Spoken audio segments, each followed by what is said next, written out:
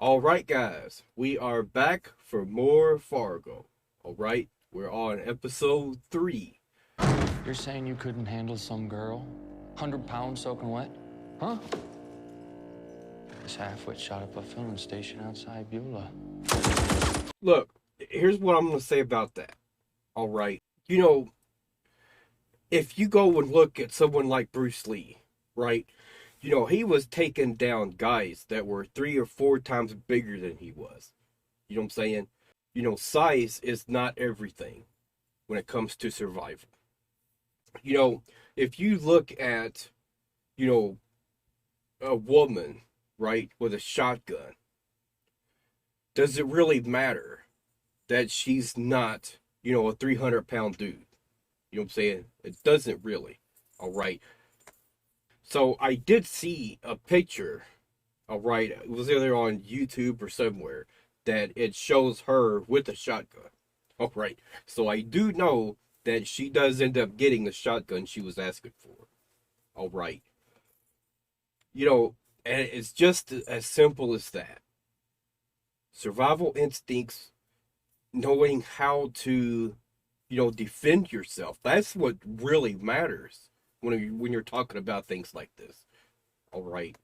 And ultimately, I think they're going with, this type of character simply because of the character we saw in the movie, right? That was in a similar situation to what she's in right now.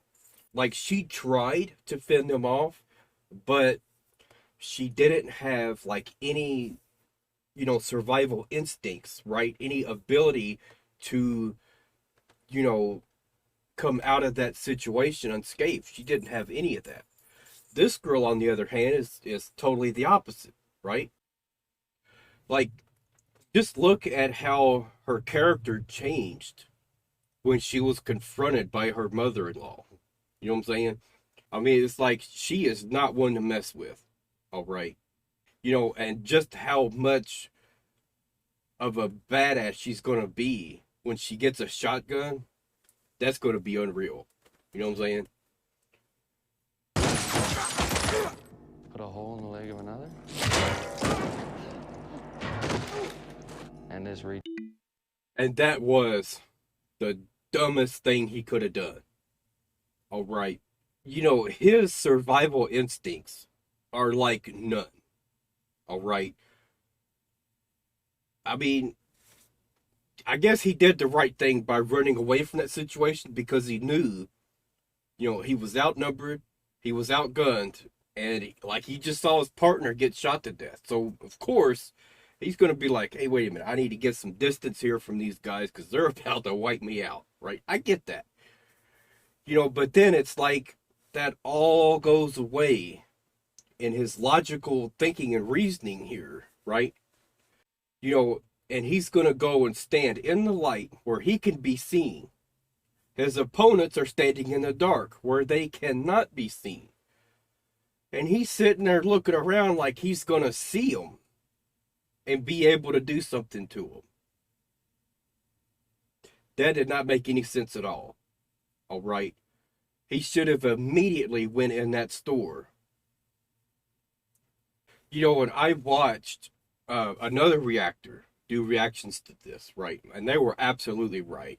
If they would have kept going and just remained in the dark, those two guys could have been looking all night long and never found them, right? Not only that, if those two are sitting still and listening, they could probably hear if the other two guys are getting close, and if they are, then they need to move and be just, really quiet so they don't hear them.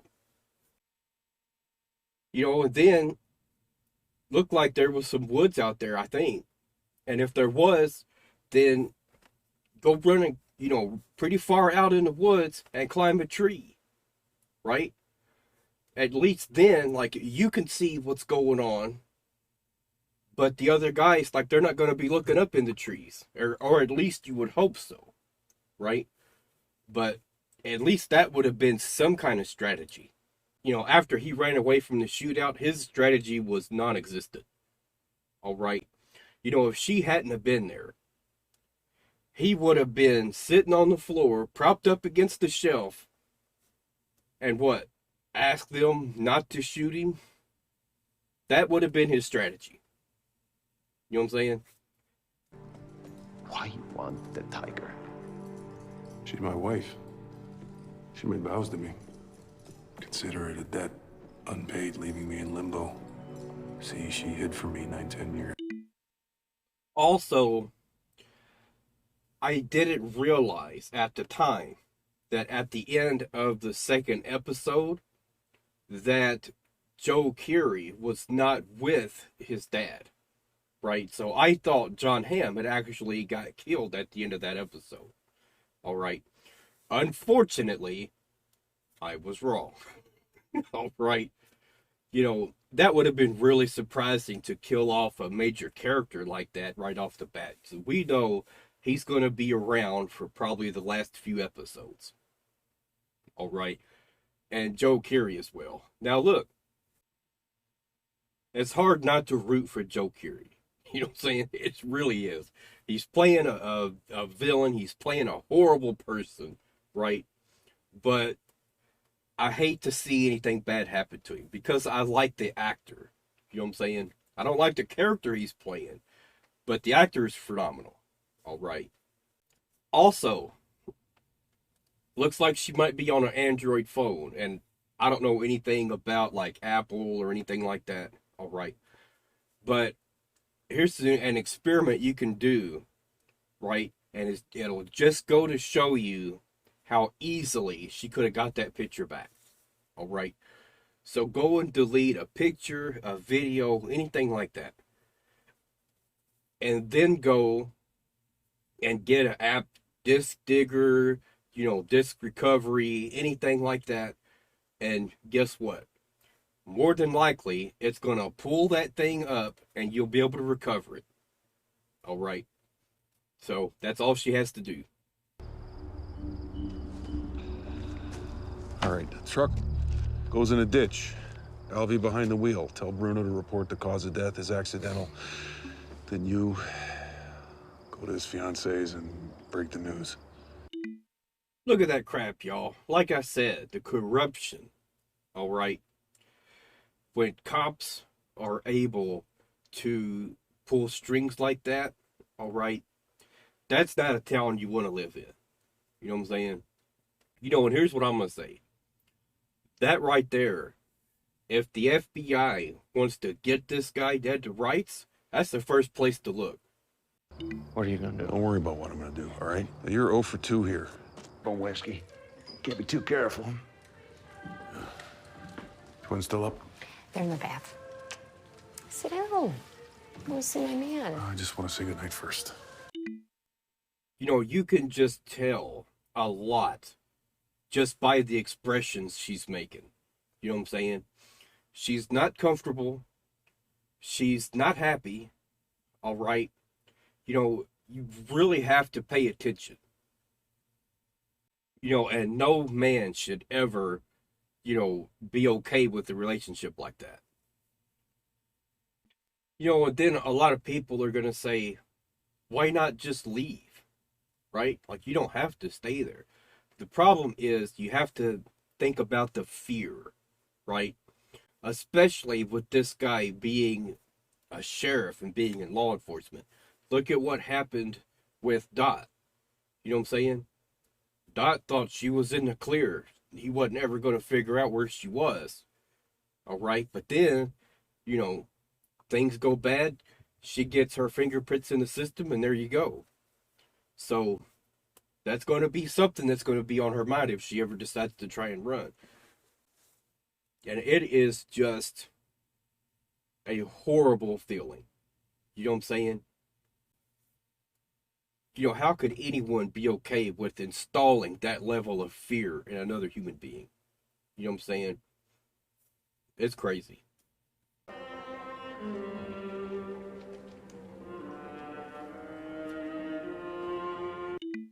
Is it just me or is that a little weird? You know what I'm saying? So, I'm not actually going to show it because I think there might have been, you know, a lot more going on that they weren't showing. You know what I'm saying? With this guy and the mentality that he has, I don't trust him being around children at this point. Knowing, you know, the look on his face, and for those little girls to be that age and he's sitting there watching them take a bath, that is crazy to me. All right. Sorry.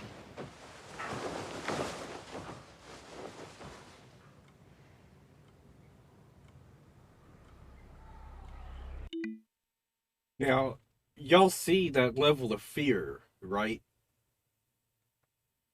This is not okay.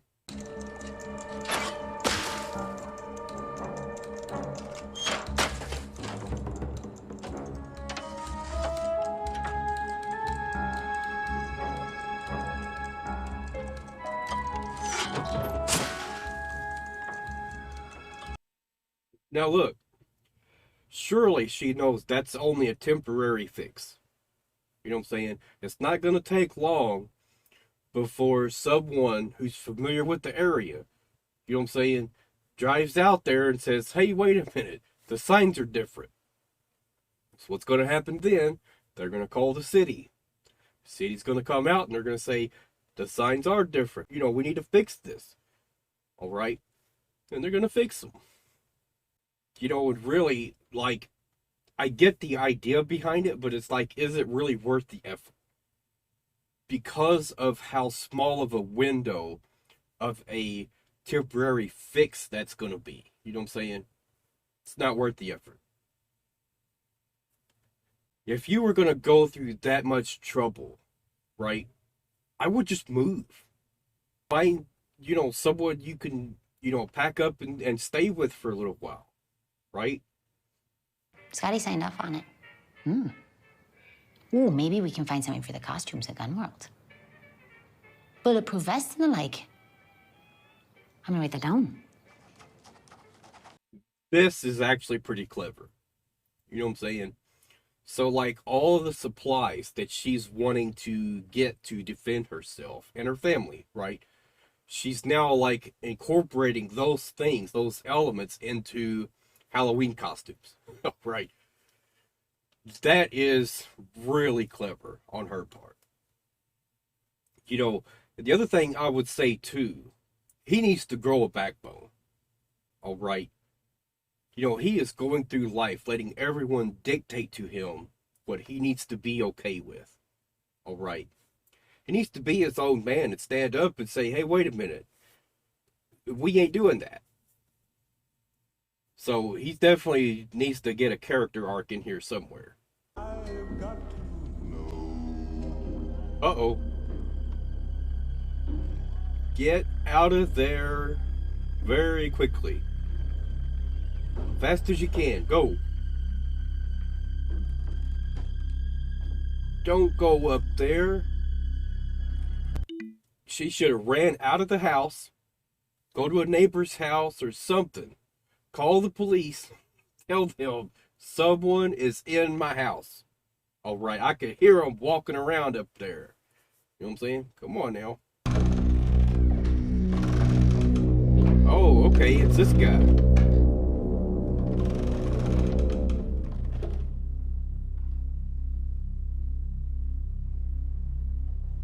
I live here.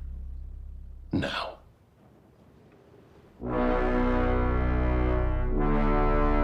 What?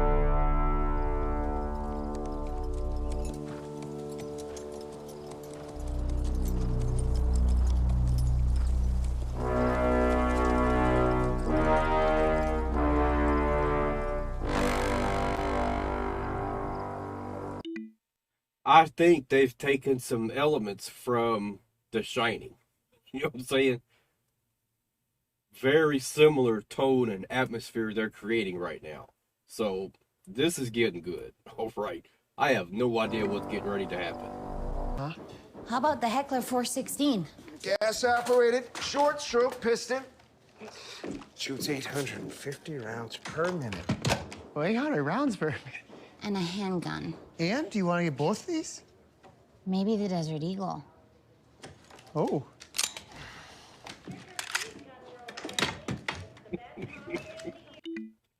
Holy crap. She's getting a Desert Eagle, y'all. They said, what, 800 rounds a minute? She's getting ready for war. You know what I'm saying? Oh, man.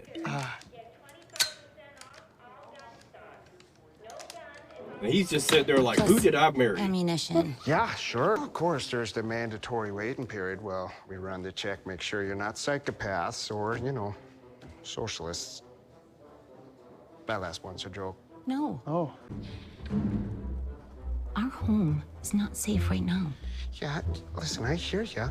It's this darn federal mandate. They're taking aim at it at the State House, but until they can shoot it dead, well, it's only 1 week. Yeah. And you know what that means? She's going to have to go buy one on the street. You know what I'm saying? Uh-oh. Well, look who it is. Did you just take something? Funny senior year. It's the armpits, right? Super painful. Just now. I saw you put something in your pocket. You know what? This is something that bothers me a lot about Dexter as well. You know what I'm saying? You know, the idea that there's no surveillance cameras in evidence locker rooms, that's just really crazy to me. How could you not have surveillance cameras? All right? Just so you could see if someone is going in there and just taking stuff and putting it in their pockets, right? That's evidence.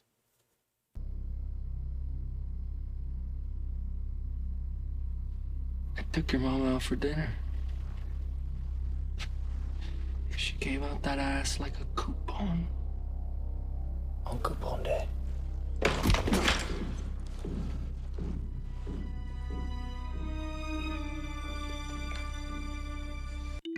You know, surely he's got a phone. He could call somebody. You know what I'm saying?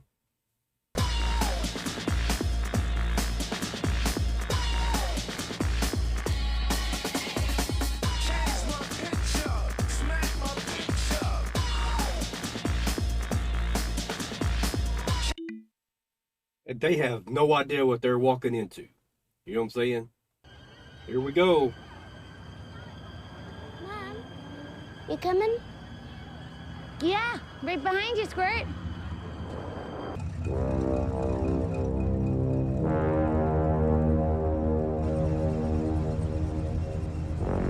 Yeah, so look. One of you guys pointed out that there was a lot of references to The Nightmare Before Christmas.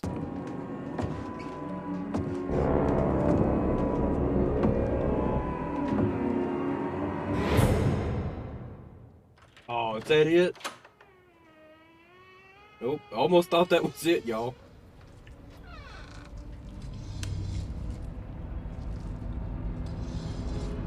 What is this?